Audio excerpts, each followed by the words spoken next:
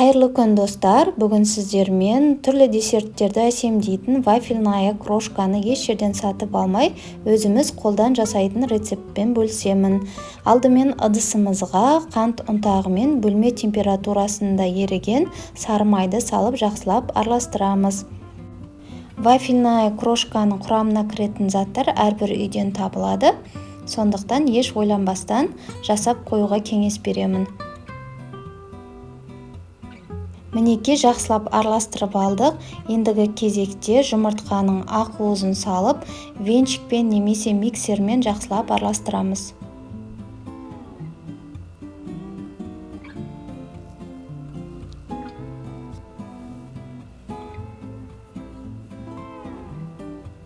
Мінеки осындай кішкене сұйық масса болды. Енді осының үстінен ұн салып, тағы да бір келке етіп араластырамыз.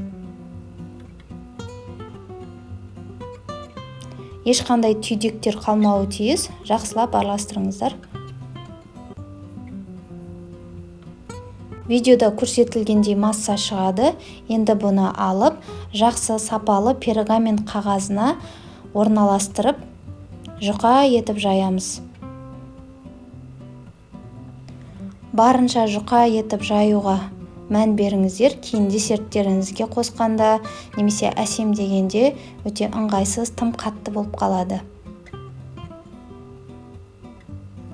Жұқа етіп жайылған қамырымызды 160 градуста 10 минуттай пісіріп аламыз. Өз пештеріңізге қараңыздар, мінеки видеода көрсетілгенде қызартсаңыздар болды.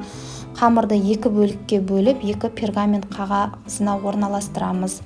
Және қолымызбен бөлшектерге бөлеміз. Блендер немесе басқа заттар пайдаланбаңыздар, себебі ұн секілді тым ұнтақталып кетеді. Неге екіншісінде өзіміздің қолымызбен бөлшектерге бөліп аламыз.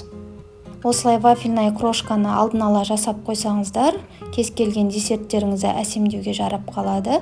Видео ұнаса лайк басып пікір қалдырыңыздар. Келесі жақсы күндерде жүздескенше сау саламатта болыңыздар.